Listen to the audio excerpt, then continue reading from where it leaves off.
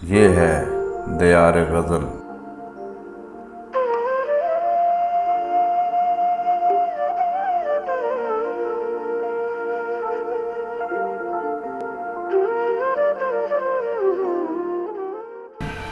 गजल से शेर है।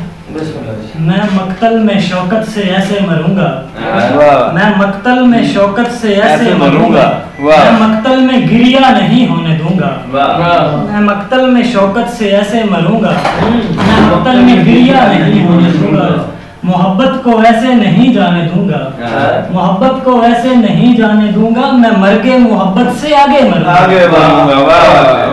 मोहब्बत को ऐसे नहीं जाने दूंगा, मैं मर के मोहब्बत से आगे मरूंगा। शजर अब जबल पर भी उगने लगे हैं, शजर अब जबल पर भी उगने लगे हैं, वो आया है अब मैं भी ताजा रहूंगा।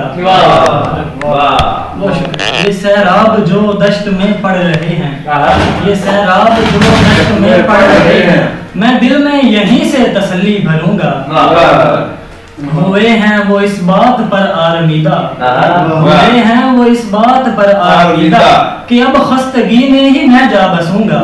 हुए हैं वो इस बात पर आरमीदा कि अब खस्तगी में ही मैं जा बसूंगा।